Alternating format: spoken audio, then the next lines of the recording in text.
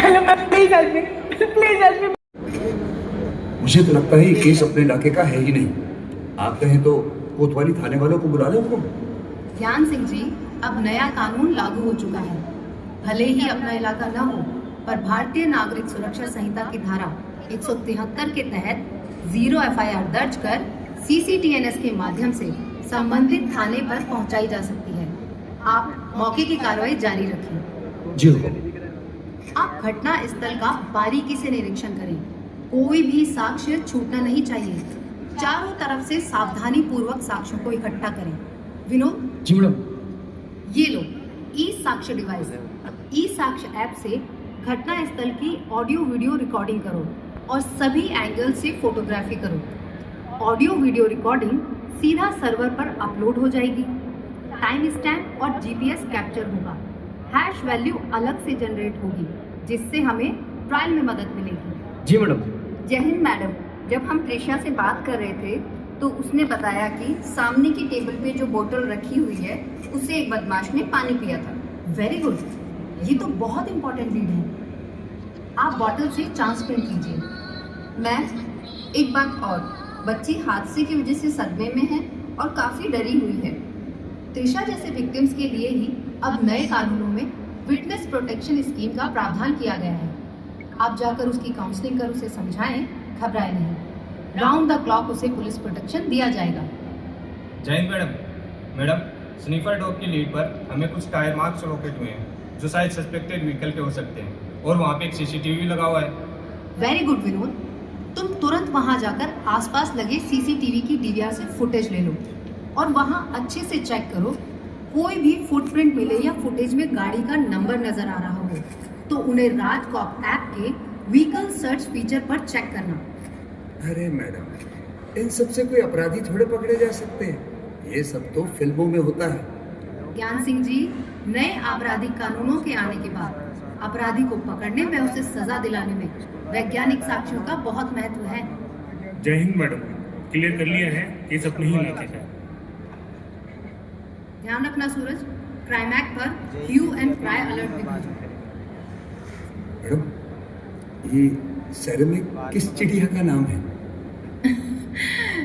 Ceramic नहीं, crime act. Crime act का मतलब है क्राइम मल्टी एजेंसी सेंटर, जो भारत सरकार के गृह मंत्रालय द्वारा लॉन्च किया गया एक पोर्टल है।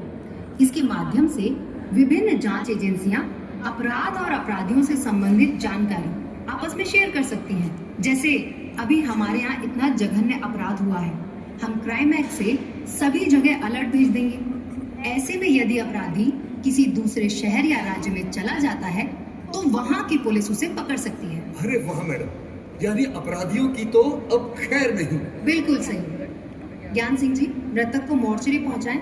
ये सारा काम पूरा करके थाने पहुंचना है। जी हुकुम। सीन ऑफ क्राइम यहाँ हमारा खत्म होता है। अब हम नेक्स्ट सीन, जो कि पुलिस स्टेशन है, खोजी सॉफ्टवेयर की सहायता से आरोपियों की फोटोज को सर्च करके मैच करने की कोशिश करो। जी मैडम। मैडम, सॉफ्टवेयर के जरिए अपराधियों तक कैसे पहुंचा जा सकता है भला? हाँ ज्ञान जी, चित्र खोजी एक फेस रिकॉग्निशन सॉफ्टवेयर है जो भारत सरकार द्वारा लॉन्च किया गया है, जिसमें 1 करोड़ अपराधी और संदिग्ध व्यक्तियों का डेटाबेस है। अब हम अपने सस्पेक्ट्स की फोटोज सॉफ्टवेयर से चेक कर सकते हैं। अरे वाह मैडम जी। ज्ञान सिंह जी, ये नए भारत की स्मार्ट पुलिस है। जी मैडम। मैडम, एफएसएल की मदद से फिंगरप्रिंट लेकर नेफिस पे अपलोड किए थे। उनमें से 2 अपराधियों के फिंगरप्रिंट डाटाबेस से मैच हो गए और दोनों ही यूपी के कुख्यात अपराधी हैं। उनमें से मैडम एक तो थोड़े दिन पहले ही जेल से छूटा है। That's excellent. विनोद, उन व्यक्तियों के नाम, पता और अन्य डिटेल्स निकाल कर फाइल पर लगाओ और आईसीजीएस में सर्च करके अल्टरनेटिव फोन नंबर, गाड़ी नंबर इत्यादि डिटेल्स निकालने का प्रयास करो। जी मैडम। मैडम, ये नफीस कौन है? नफीस नहीं, NAFIS, national automated fingerprint identification system. ये एनसीआरबी की परियोजना है, जिसके तहत सभी जिलों, राज्यों और एनफोर्समेंट एजेंसी को आपराधिक फिंगरप्रिंट का राष्ट्रीय संग्रह स्थापित कर एक महत्वपूर्ण उपकरण उपलब्ध कराया गया है और फिंगरप्रिंट पहचान प्रणाली इंटीग्रेट कर दी गई है, जिसमें 1 करोड़ से ज्यादा अपराधियों का फिंगरप्रिंट डाटाबेस शामिल है। और ये ही नहीं, CRPI एक्ट 2022 के तहत गिरफ्तार होने वाले प्रत्येक व्यक्ति का बायोमेट्रिक रिकॉर्ड भी उपलब्ध है। मैडम, ICGSN के alternate mobile number, bank detail, vehicle detail भी मिल गए हैं। Good job Vinod. Mobile number को ट्रैक करके लोकेशन प्राप्त करने की कोशिश करो। जी मैडम। जय Hind ma'am.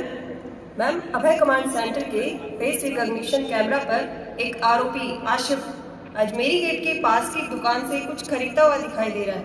Very good Sangeeta, ये तो बहुत बड़ी लीड है। वहां जाकर CCTV रिकॉर्ड डिटेल प्राप्त करो और दुकान मालिक के बयान भी रिकॉर्ड करो। जी मैम। मैडम, एक आरोपी की लोकेशन सीकर के आसपास आ रही है, दूसरे की लोकेशन बस्सी की है, बाकी सारे फोन स्विच ऑफ है। भवानी, तुम सीकर की टीम को लीड करो और विनोद, तुम जांच टीम लेकर बस्सी के लिए रवाना हो। ध्यान रहे, आरोपियों को होशियारी से राउंड अप करें और मैं क्राइम एक्ट के जरिए वांछित अपराधियों के संबंध में अलर्ट जारी करवाती हूँ। जी मैडम।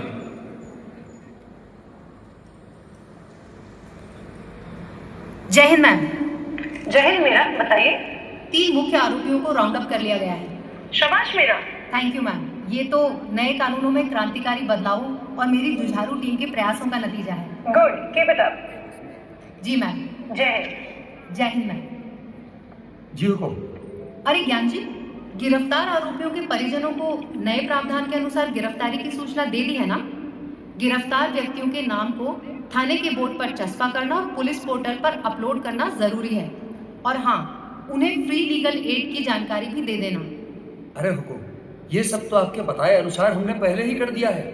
आपकी मंशा के मुताबिक इन हार्डकोर अपराधियों की कोर्ट में पेशी के लिए हथकड़ी लगाने की परमिशन के लिए प्रार्थना पत्र भी न्यायालय भिजवा दिया है।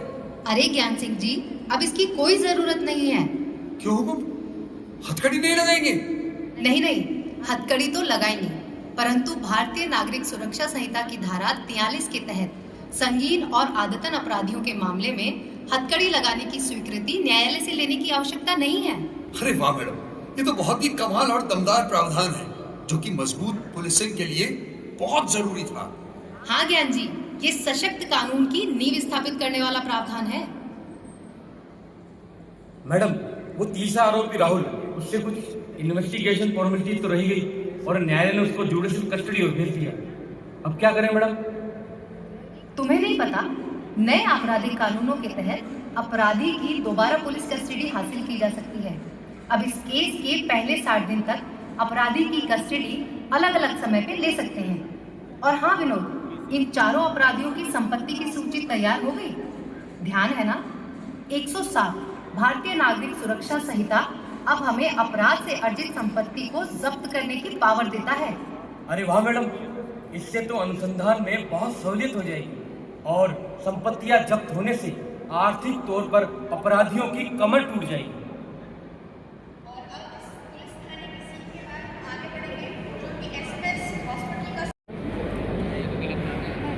सही बनना ना, थोड़ी बहुत शक्ल नहीं कम में यार, वो क्रिएटिव तगड़ी आती है ना। बाद में फिर वो कर देगा ना, कलरिंग भी तो करेगा। लो गाइस, हम आ गए सवाई मानसिंह अस्पताल। Camera roll. Good morning doctor साहब। माणक चौक थाने से पोस्टमार्टम और MLC के लिए रिक्वेस्ट आपको भेजी है। केस काफी सेंसिटिव नेचर का है, तो रिपोर्ट वक्त पर मिल जाए तो अच्छा रहेगा। अर्जेंसी है, इसलिए खुद चला आया। अरे ज्ञान जी, आपको तो आने की जरूरत ही नहीं थी। आपकी रिक्वेस्ट CCTNS से मेडले पार पर आ चुकी है। पोस्टमार्टम हो चुका है और इंजर्ड की MLC भी तैयार है। एक्सरे की रिपोर्ट पेंडिंग है। उसके आते ही मैं सभी रिपोर्ट्स मेडले पार पर अपलोड कर दूंगी। डॉक्टर साहब, ये मेडिपार क्या होता है? मेडिपार नहीं, मेडले पार मतलब medico legal examination and postmortem reporting system. इसका उद्देश्य मेडिकल रिपोर्टिंग प्रक्रिया को व्यवस्थित करना व पुलिस और डॉक्टर्स के बीच बेहतर समन्वय बनाना है, जिससे मेडिको लीगल केसेस में त्वरित रिपोर्टिंग होने से आपराधिक न्याय प्रणाली को गति मिलती है और आप ये रिपोर्ट्स CCTNS के माध्यम से अपने थाने पर ही देख सकते हैं। अब लाइट आ रही है। अरे वाह मैडम, फिर तो आपसे मिलना ही नहीं होगा। चाय पीने आते रहना, और हाँ, मैं भी आ जाऊं? एनुअल मेडिकल चेकअप कराने तो आओगे ही ना? जी जी जी जरूर। अच्छा धन्यवाद, चलता हूँ।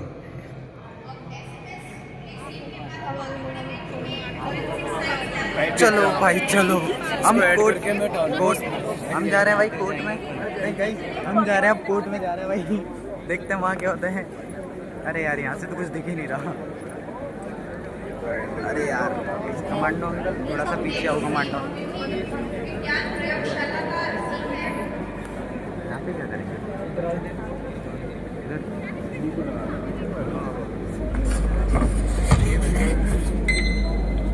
मैडम और बता दीजिए रसीद देने कितनी देर बाद आप? आज का तो पूरा दिन यूं ही चला जाएगा। एएसआई साहब, पहले आप अपना नाम बताइए। ज्ञान सही। आपका माल जमा हो गया है। जमा हो गया? इतनी जल्दी? ये तो बहुत बढ़िया बात है। जी सर, जांच रिपोर्ट जल्द ही पोर्टल पर अपलोड कर दी जाएगी और नोटिफिकेशन के जरिए आपको इसकी सूचना भी मिल जाएगी। ई फॉरेंसिक 2.0 के जरिए अब आपको FSL रिपोर्ट लेने आने की ज़रूरत भी नहीं है। आप रिपोर्ट सीधा CCTNS से डाउनलोड कर सकते हैं। अरे डाउनलोड तो ठीक है, लेकिन हमारे पास अनुसंधान के लिए सिर्फ 90 दिन का वक्त है। तब तक आपकी जांच रिपोर्ट अपलोड हो जाएगी। अरे ज्ञान जी, नए कानून आने के बाद फॉरेंसिक की क्षमताओं का भी विकास और विस्तार हुआ है। हमें सरकार की तरफ से भरपूर संसाधन मिले हैं। अब पहले की तरह FSL रिपोर्ट महीनों तक पेंडिंग नहीं रहती। आपको इस केस की रिपोर्ट भी जल्द ही मिल जाएगी। वाह जी वाह, ये तो कमाल हो गया। FSL रिपोर्ट वैज्ञानिक अनुसंधान की सबसे महत्वपूर्ण कड़ी है, जिससे जनता के लिए त्वरित न्याय का रास्ता खुला है। भाई जल्दी चलो भाई, अगला सीन कहाँ होगा? वहाँ पे कार्यालय में नहीं, उधर धीरे आगे बढ़े। Yes madam, yes madam, yes madam, yes madam, yes madam. बच्चे निकल नहीं रहे, भाग रहे हैं ये। निकलते तो अंदर बुलाइए उन्हें। नमस्ते सर। अंकल खुर्ची तोड़ रहे हैं और कुछ। सर FIR नंबर 136/25 में ब्रीफ बनवा देते। अरे ज्ञान सिंह जी, आपने यहाँ आकर बेकार ही अपना समय खराब किया। आपकी SHO मीरा जी ने केस की सारी पत्रावली ऑनलाइन माध्यम से भेजकर ब्रीफ बनवाने के लिए पहले ही आवेदन भेज दिया है, जिस पर चार्जशीट चेक कर मैं अपना ओपिनियन ई-प्रोसिक्यूशन के माध्यम से जल्दी अपलोड कर दूंगा। फिर आप इसको थाने पर ही चेक कर सकते हैं। फटेगी। अरे वाह सर, ये तो बहुत ही बढ़िया और सरल हो गया है। अब तो काफी समय बचेगा। चलिए, धन्यवाद भाई। सर मेरो एक कन्फ्यूजन है। हाँ बताओ क्या? सर ये पूरो अनुसंधान एक CCTV फुटेज पर आधारित है। ट्रायल में सक्सेसफुली कहीं सी एडमिसिबल है। देखो, DVR से जो CCTV फुटेज ली गई है, उस फुटेज की हैश वैल्यू निकाली जाती है तथा भारतीय साक्ष्य अधिनियम की धारा 63(4)CA का सर्टिफिकेट उसके साथ जारी होता है, जिससे साक्ष्यों की एडमिसिबिलिटी बनी रहती है। जी सर। अब दूसरे स्टेशन मैं करा सकती हूँ सर? हाँ दिशा बेटा, आओ बैठो। अजी वकील साहब, मैं तो सारा का सारा ही बर्बाद होगा। मारो तो पूरो परिवार ही उजड़ गो। हमारी छोरी तो हाल तक भी डरम रही है। सब कुछ ठीक तो हो जाएगा ना सर?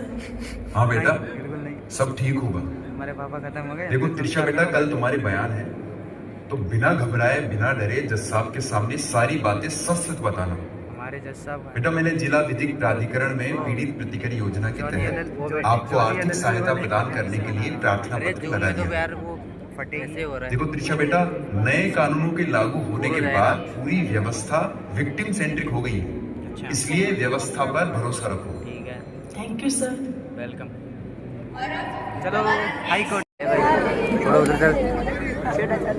लग जाएगा वो तो पलट गया मतलब कर स्कूल गया ये लंबे लंबे आए खड़े हो गए बच्चों को छोड़ अल्लाह नहीं।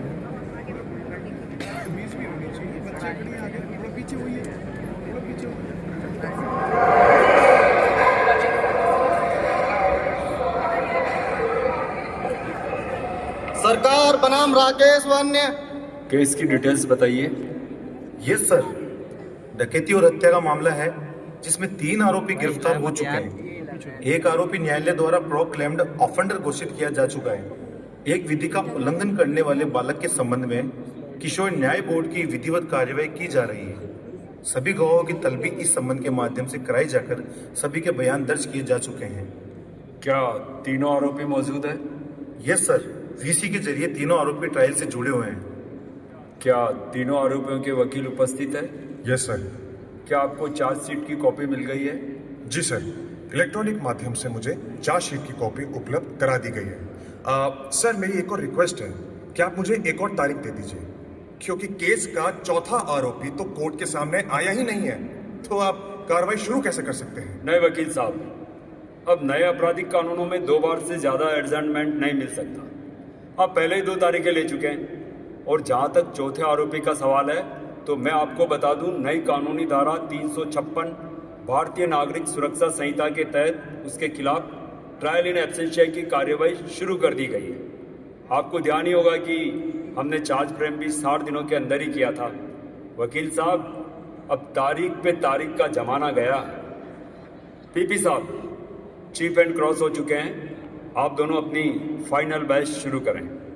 जज साहब, प्रकरण के सारे गवाह पेश हो चुके हैं।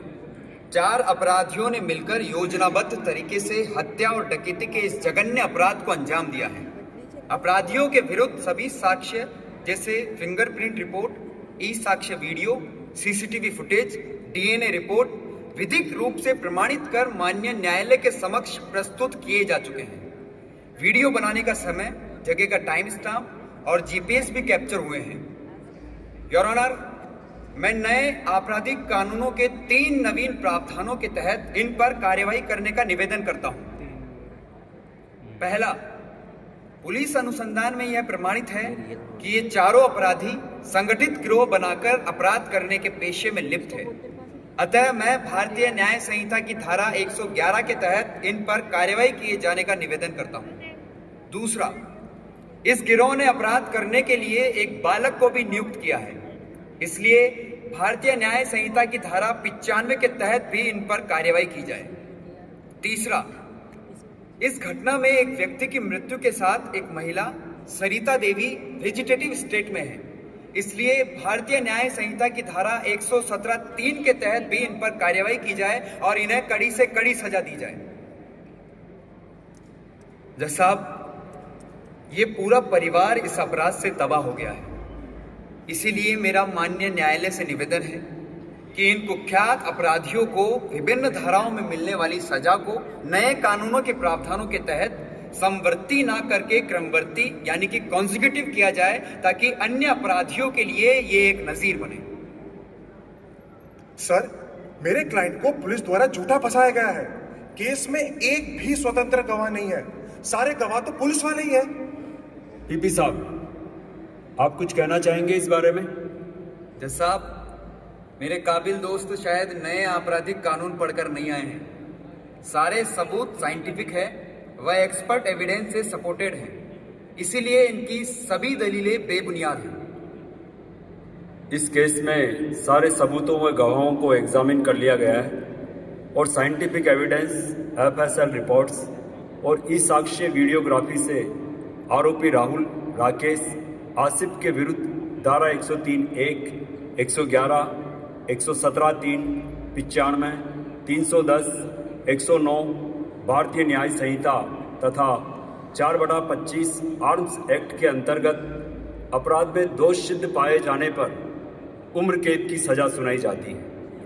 उद्घोषित अपराधी विजय पूरी प्रक्रिया में उपस्थित नहीं हुआ। नए प्रावधानों के अनुसार आरोपी विजय को भारतीय नागरिक सुरक्षा संहिता की धारा 356 के तहत ट्रायल इन एब्सेंशिया में दोषी करार देते हुए उम्र कैद की सजा सुनाई जाती है। दंड आदेश की कॉपी तुरंत अपलोड की जाए।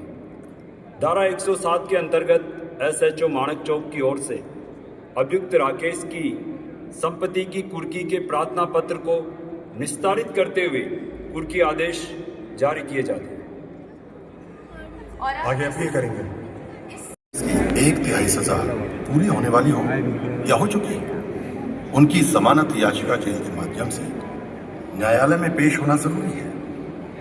नए कानूनों की अपराधियों के प्रति जो सुधारात्मक और मुख्य धारा से जुड़ने की मंशा है, इन सब की पालना अति आवश्यक है। सर, अब तो हमारे सिस्टम पर अपने आप ही इसका अलर्ट आ जाता है। जैन सर, यह आपसे कुछ कहना चाहता है। साहब, मुझे हत्या के केस में मृत्यु दंड मिला है। मेरी मदद कीजिए साहब, मैं एक गरीब आदमी हूँ। अरे जेलर साहब, सजा के 30 दिन के अंदर इसकी मर्सी पिटीशन पेश करनी पड़ेगी। इसमें इसकी मदद करें। जी सर। क्या ऑनलाइन वीडियो कॉन्फ्रेंसिंग पोर्टल सुचारू रूप से काम कर रहा है? यस सर, यह तो कमाल का प्रावधान है। ना आरोपी के भाग जाने का डर, ना उसकी सुरक्षा के लिए ज्यादा पुलिस बल की जरूरत। सरकार का पैसा, समय और संसाधनों की बचत का अभूतपूर्व प्रावधान है ये।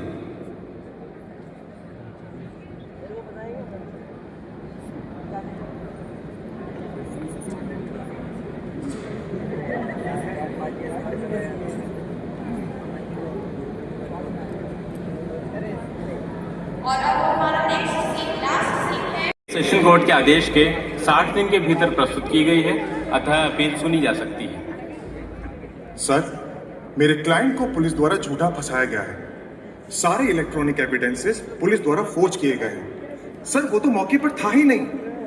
पुलिस ने सारा अनुसंधान थाने पर बैठकर किया है और मात्र 30 दिन में केस का अनुसंधान जल्दबाजी में कर माननीय न्यायालय को भी गुमराह किया है।